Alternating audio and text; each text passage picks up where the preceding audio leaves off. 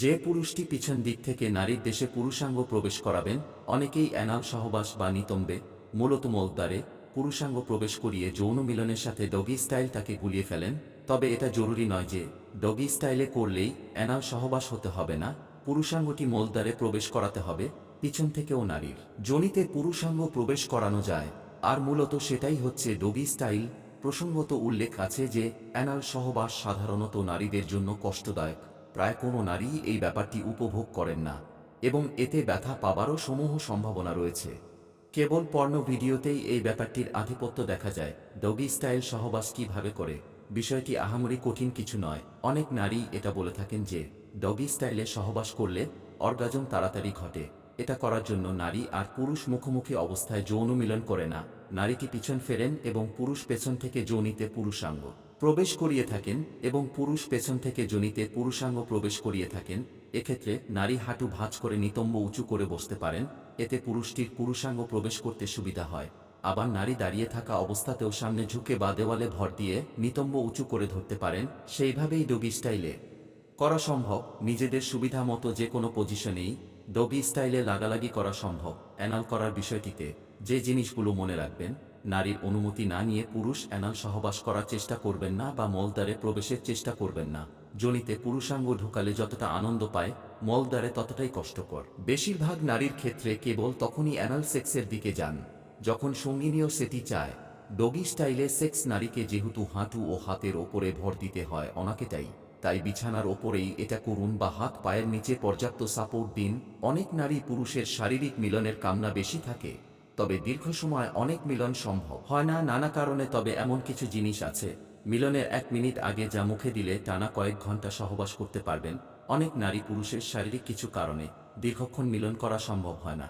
বর্তমান বাজারে নানা রকমের ওষুধ এসেছে যা মিলনের সময় বাড়ায় বলে দাবি করে, তবে সে সকল ওষুধের পার্শ্ব প্রতিক্রিয়া থাকার সম্ভাবনা বেশি।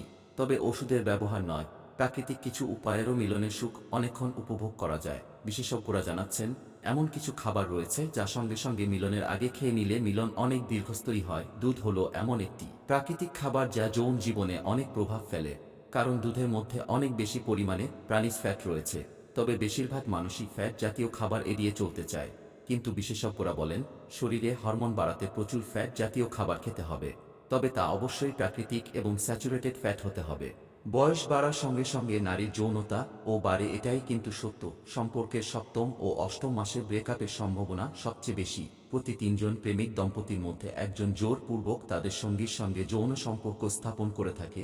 যুবতী মেয়েদের সাথে সম্বন্ধ বানালে পুরুষদের লিঙ্গ আরও মোটা ও লম্বা হয়।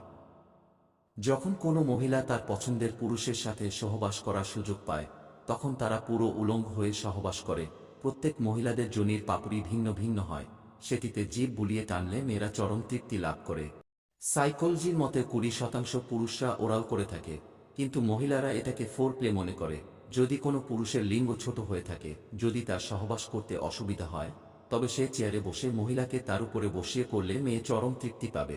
যদি আপনি কারোর স্ত্রীর সাথে সহবাস করতে চান, তাহলে আপনাকে যৌনিক দৃষ্টিতে তাকে আকর্ষিত করতে হবে। যদি আপনি কোনো মেয়েকে ভালোবাসেন, তার সাথে সহবাস করে খুব আনন্দময় হয়। যাদের বয়স 20 থেকে 30 বছর তারা সপ্তাহে 3 বার সহবাস করতে পারবে।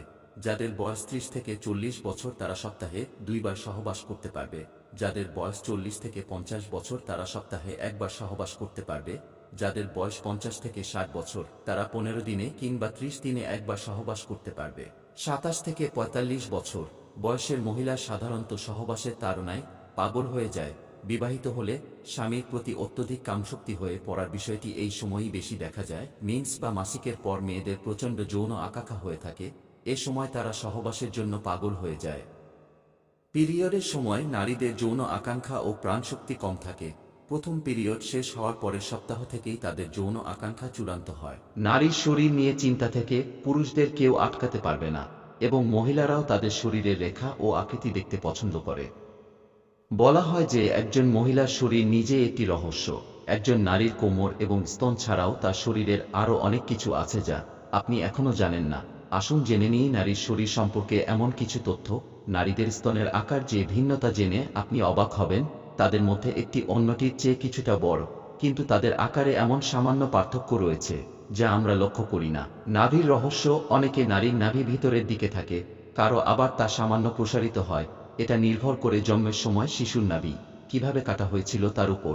জরাজু: জরাজু 3 ইঞ্চি লম্বা এবং চওড়া হয়। এটি ছোট, কিন্তু গর্ভাবস্থায় প্রথম সপ্তাহে এটির আকার তরমুজের মতো বেড়ে যায়, যেখানে শিশুর বিকাশ ঘটে, কিন্তু প্রসবের পর 6 সপ্তাহের মধ্যে এটির পুরনো আকার ফিরে আসে।